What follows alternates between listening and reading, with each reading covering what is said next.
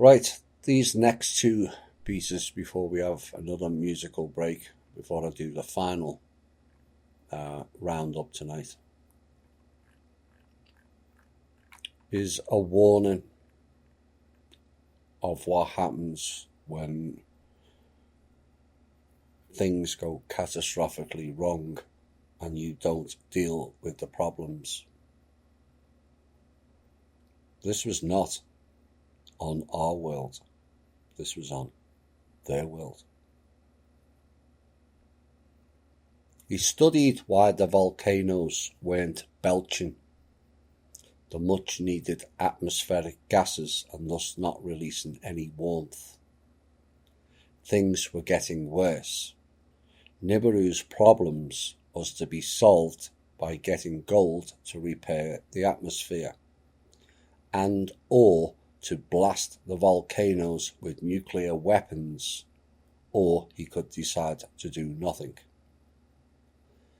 Let with weapons of terror the bowels of Nibiru be cut open. Let volcanoes again erupt.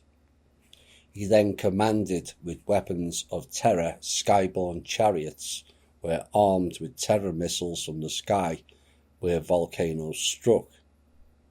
The mountains swayed, the valleys shuddered, as a great brilliances with thunder exploded. That was taken from the Nibiru Anunnaki tablets of life on their planet. But it can also tell us much about our own planet. One, it was they who introduced nuclear weapons here. They who used it on their own planet to try and wake dormant volcanoes. And it seems by this that it is the volcanoes that create a planet's atmosphere, which then creates the rain. And what one can deduce from that is, as I have covered in previous shows, the northern and southern lights are not coming from the sky sun, but the central sun in the middle of a planet. As above, so below, which heats up the inner core and drives the volcano fires. Nobody asks where the heat for the volcanoes comes from. That's deliberate. And this must have been failing on the Nibiru planet for whatever reason. And so the cycle of life started to die off.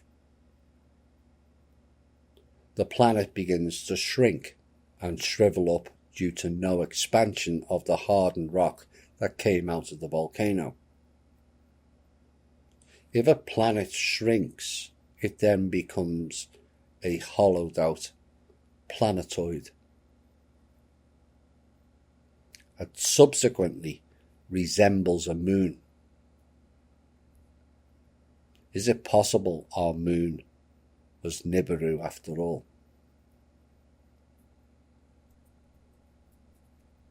Now our current moon is too large to be a natural moon. It's just too big.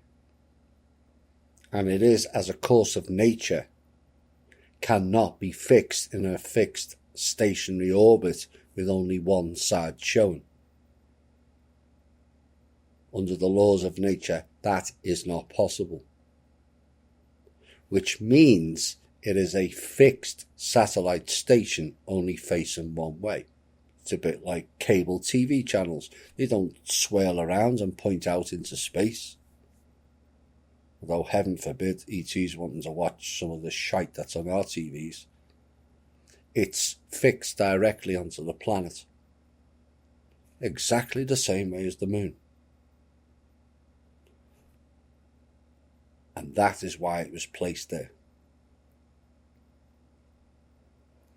It never crashed into the earth like the scientists are now trying to tell us and created out of the debris. Because if that was the case, then the question is, why are the moon rock samples older than the Earth? Oops.